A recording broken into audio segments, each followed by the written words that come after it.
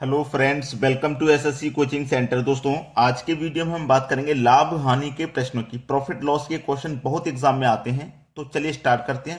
पहला क्वेश्चन है, एक व्यापारी 15% लाभ पर एक टेबल को 460 रुपए में बेचा और उसने एक दूसरी टेबल को 10% की हानि पर बेचा और इस तरह उसे पूरे सौदे में ना तो हानि ना ही लाभ होता है, तो बताएं कि उसके दूसरे टेबल का मूल्य क्या था। चलिए, हमने एक व्यापारी 15% लाभ पर टेबल को बेच रहा है 460 रुपए में, 15% के लाभ पर। तो 15% की सबसे पहले आप फ्रैक्शन वैल्यू निकालिए। तो कैसे निकालेंगे? 15 लिखेंगे, परसेंट का मतलब होता है बटे में 100। ठीक है, 5 से कटेगा 3 बार में, 5 से कटेगा ये 20 बार में, यानी कि 3 के बटे में 20। अब हमें क्या हो रहा है? 15% का लाभ। जब ये लाभ होता है ना, तो नीचे में ऊपर जोड़ के लिखते हैं। तो 20 में 3 जोड़ दूंगा तो 23 के बटे में 20 हो जाएगा ये। अब आप क्या निकालोगे? पूरे प्रश्न में आपको निकालना क्या है? Cost price. चलिए, ये पहली वस्तु का मैं कॉस्ट प्राइस निकाल रहा हूं। सबसे पहले पहली वस्तु का कॉस्ट प्राइस तो कैसे निकालेंगे? हमने बेचा कितने में था? 460 रुपया में। ठीक है, जब हम कॉस्ट प्राइस निकालते हैं तो ये जो मेरा 23 के बटे में 20 आया है ना, इसको पलट के मल्टीप्लाई करूंगा मैं। पलट के, यानी कि 20 ऊपर पहुंच जाएगा, 23 नीचे। और जब सेलिंग प्राइस निकालेंगे तो जैसा है वैसा ही मल्टीप्लाई करना है। जब हमें सेलिंग प्राइस निकालना होगा तो जैसा है वैसा ही मल्टीप्लाई करना है, यानी कि 23 बट्टे 20 है तो 23 बट्टे 20 से ही मल्टीप्लाई करेंगे जब सेलिंग प्राइस निकालना होगा। लेकिन जब कॉस्ट प्राइस निकालना होगा तो इसको पलट के मल्टीप्लाई करेंगे। समझ में आ गया ना? चलिए, 23 से 40 दो बार में कटेगा और 1 1 0 20, 20 का मतलब 20 से कर दो तो 400, यानी कि कॉस्ट प्राइस कितना है? 400। और हमने बेचा कितने में था? वस्तु को 460 में बेचा था, है ना? 460 में बेचा था, जबकि वस्तु की कीमत हमारे की 400 है। तो हमारे पास यहां पे पहली वस्तु में कितने का प्रॉफिट हो रहा था? 60 रुपए का प्रॉफिट हो रहा है ना? कॉस्ट प्राइस 400 है और बेचा कितने में गया था? 460 में। तो इसका मतलब प्रॉफिट यहां पे 60 रुपए का है ना? 60 रुपए का प्रॉफिट है। यहां पे दूसरी टेबल को 10% हानि पर बेचा जा रहा है, 10% की हानि पर, और पूरे सौदे में ना तो हानि और ना ही लाभ होता है। दूसरी टेबल को 10% की हानि पर बेचा जा रहा है। तो यहां पे देखिएगा, यहां पे हमें कितने का प्रॉफिट हुआ था? 400 की चीज को हमने 460 में बेचा है, तो 60 रुपए का प्रॉफिट। 10% की वैल्यू इसका मतलब कितनी है? 60 रुपया है। 10% की वैल्यू इसका मतलब 60 रुपया है, यानी कि पूरे सौदे में ना तो हानि हो रही है और ना ही लाभ हो रहा। ठीक है, 10% की वैल्यू 60 रुपया है। हमको निकालना है कॉस्ट प्राइस, है ना? क्रय मूल्य निकालना है टेबल का, तो 100% का मान निकालना है। तो कैसे निकालेंगे? इस 60 में, यानी कि 10% की वैल्यू 60 है ना, तो 60 में 10 से डिवाइड कर देंगे। 100% का मान निकालने के लिए 100 से मल्टीप्लाई कर देंगे। ठीक है, 10 से कट जाएगा 6 बार में, 6 कमल पे 100 से कर दो तो 600। ये आपके प्रश्न का बिल्कुल सही जवाब आ जाएगा, बी ऑप्शन। ठीक है, क्लियर हो गया ना? आप आसानी से इस तरीके के प्रश्न को बना लीजिएगा। अब देखते हैं अगला प्रश्न। अगला प्रश्न है, विक्रय मूल्य पर 25% लाभ क्रय मूल्य पर कितने प्रतिशत लाभ के बराबर है? बहुत अच्छा सवाल है, बेहतरीन क्वेश्चन। विक्रय मूल्य पर 25% लाभ क्रय मूल्य पर कितने प्रतिशत लाभ के बराबर है? अच्छा प्रश्न है। चलिए, हमसे बोला गया है 25% का लाभ। कितने का? 25% का लाभ, 25% का लाभ। अब यहां पे 25% का लाभ, परसेंट का मतलब बटे में 100। आप 25 से देखिएगा और गुने यहां पे 100 कर देना, क्योंकि हमें पूछा क्या है? कितने प्रतिशत लाभ के बराबर है। यहां गुने में 100 कर दूंगा। अब देखिएगा, ये तो हो गया, ये तो हो गया। 100 से 100 कटेगा, 25 बचा, आंसर 25 आ गया, 25% आ गया। चलिए, कॉस्ट प्राइस कितना होता है भैया? 100 रुपया। सेलिंग प्राइस 25% लाभ का मतलब क्या है? 100 की चीज को 125 में बेचना। भाई, किसी भी वस्तु का मूल्य जब आपको नहीं पता है, आप उसे 100 मान लेंगे। ठीक है, और 100% ही होता है। और जब 25% के लाभ पर हम किसी चीज को बेच रहे हैं, तो इसका मतलब 125 में बेच रहे हैं। 100 से जितना ऊपर बेचोगे उतना ही प्रॉफिट। तो यहां पे 25% का लाभ हमने 125 में बेचा। 100 की चीज को 125 में बेचा, तो इसका मतलब 25% का प्रॉफिट हो गया। हो गया, बिल्कुल सही। तो दो तरीके से कर सकते हो, एक तो ऐसे कर सकते हो इस प्रश्न को, और एक ऐसे कर सकते हो। अब देखते हैं अगला सवाल।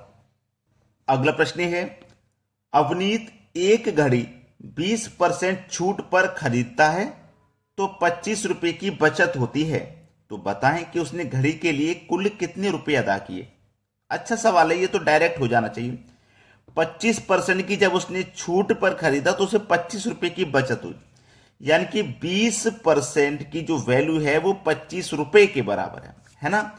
जब उसको 20% की छूट मिली तो उसको फायदा कितने को हुआ, 25 रुपए का। मतलब 20% का वैल्यू 25 रुपए है, 20% का वैल्यू 25 रुपए है। अब आप एक बात अच्छे तरीके से जानते हैं कि कोई भी चीज हो, कोई भी वस्तु हो, उसका मूल्य अपने आप में 100% होता है, ये बात आप अच्छे से जानते हैं। अब इस 100% की चीज पर उसको छूट मिल गई 20% की, तो इसका मतलब उसने कितने रुपए उसको दिए, 80% दिए। कितने में खरीदा उसने, 80% में खरीदा, है ना भाई। घड़ी उसने करा 20% की छूट पर खरीदा एक घड़ी को, तो इसका मतलब 25 रुपए की बचत हो गई, तो 20% की वैल्यू 25 रुपया है। जब 100% की चीज पर 20% की छूट मिल जाएगी तो 80% का ही तो पैसा देगा वो। समझ में आ रहा है ना, 80% का पैसा देगा। तो 80% का मान निकालना, तो कैसे निकालेंगे, इस 25 में इस 20 से डिवाइड देंगे। 80% का मान निकालने के लिए 80 से आप मल्टीप्लाई कर दोगे। 20 चौके 80, 25 चौके 100, ठीक है। तो उसने घड़ी के लिए कुल कितने रुपए अदा किए, 100 रुपए, यानी कि 100 रुपए दिए थे उसने उस घड़ी के लिए। ये आपका आंसर आ गया। अब देखेंगे अगला सवाल। अगला प्रश्न है, अभय ने 20% छूट पर एक वस्तु खरीदी, उस वस्तु को उसने 15% लाभ पर 690 रुपए में बेच दिया, बताएं कि उस वस्तु का मूल्य क्या था। देखिए, कोई भी वस्तु है उस पर जो भी एमआरपी लिखा हुआ है, एमआरपी जो वस्तु की कीमत लिखी हुई होती है, उस वस्तु की कीमत पर उसको 20% की क्या मिल गई, छूट मिली, है ना। छूट पर खरीदा था ना, तो खरीद लिया, यानी कि उसे कॉस्ट प्राइस का मतलब क्या है, जितने में हम वस्तु को खरीदते हैं। 20% की चीज पर खरीद लिया। अब खरीदने के बाद भी उसने अपने पास नहीं रखा, 15% के लाभ पर, 15% के लाभ पर उसने 690 रुपए में बेच दिया, है ना, बेच दिया, यानी कि सेल कर दिया। सेलिंग प्राइस आपका 690 है, अपने पास भी नहीं रखा, 15% के लाभ पर उसने बेच दिया। चलिएगा, अब यहां में देखिए, ये जो फ्रैक्शन वैल्यू में चेंज करेंगे, हमारे पास 20% की जो वैल्यू है इसे फ्रैक्शन में चेंज करूंगा। 20% का मतलब बटे में 100, 20 से कम 20, 20 पंजे 100 हो जाएगा। दूसरा परसेंट वैल्यू 15 है, 15% का मतलब बटे में 100, 5 तिरिक का 15, 5 से कटेगा 20 बार में, ठीक है। अब देखिएगा, 3 के बटे में 20 आ गया।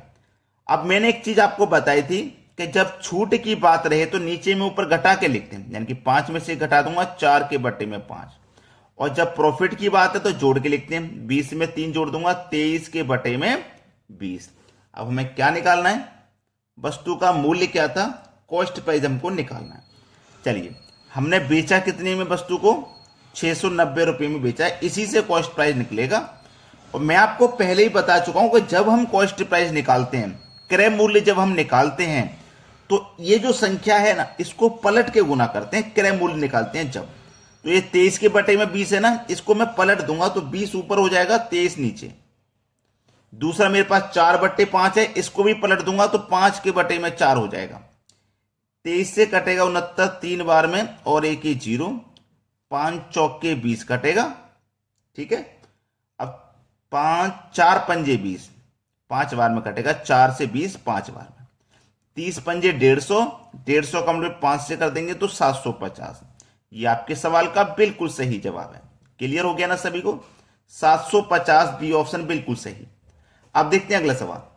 अगला प्रश्न है, राम अपनी वस्तु पर कितना मूल्य अंकित करे कि उस पर 6.1/4% छूट देकर बेचने के बाद भी 5% का लाभ हो जाए। छूट कितने की, 6.1/4% की। इसको चेंज करना है, 4 6 24, 24 में एक जोड़ेंगे 25/4, 25/4 परसेंट का मतलब भी बटे में 100 होता है, तो 25 के बटे में यहाँ 100 रहेगा, तो 25 100 का मल्टीप्लाई 4 से हो जाएगा तो 400। 25 से कम 25 कटेगा, 25 अट्ठे 25 से 16 बार में कटेगा 400, 8 बार में नहीं 16 बार में। 25 चौके 100 और 100 का 4 गुना तो 16 बार में 1/16 आ गया। अब ये छूट की बात है ना, छूट की बात है तो नीचे में ऊपर घटा के लिखेंगे, 16 में से घटा दिया मतलब 15/16 हो गया। ठीक है, लाभ कितने का हो, 5% का लाभ हो, ये उसने बोला है। चलिए एक चीज तो क्लियर है, हमारे पास कितना है 15/16 है। मैं 15/16 को यहां लिख लेता हूं। ठीक है, 15/16 को, और लाभ कितने का हो 5% का। तो 5% का लाभ किसी वस्तु पे कब होगा, कोई भी वस्तु आप अच्छे से जानते हैं 100% होती है, 100 की होती है। अब 100 से जितना ऊपर बेचेंगे उतने का फायदा, तो 5% का लाभ कब होगा, जब मैं उसे 105 में बेचूंगा। 100 की चीज को 105 में बेचूंगा तभी तो 5 का फायदा। ठीक है, तो कितने बेचूंगा मैं उसे, 105 में बेचूंगा। अब इसको आप सरल कर लीजिए। ठीक है, आंसर आ जाएगा 15 से कट जाएगा 7 बार में, 16 पंजे 16 सत्ते 112। चलिए 112 हो गया ना, तो 5% का लाभ हो तो 112% आपके प्रश्न का बिल्कुल सही जवाब है, पहला ऑप्शन। राम अपनी वस्तु पर कितना मूल्य अंकित करे कि उस पर इतनी छूट देने के बाद ही 5% का लाभ हो। कितना मूल्य अंकित करे, 112% का मूल्य उसे अंकित करना होगा। चलिए, अगर आपने अभी तक वीडियो को लाइक नहीं किया है तो लाइक कर दीजिए। वीडियो कैसा लगा कमेंट करके जरूर बताइएगा। ठीक है दोस्तों, वीडियो देखने के लिए बहुत बहुत धन्यवाद।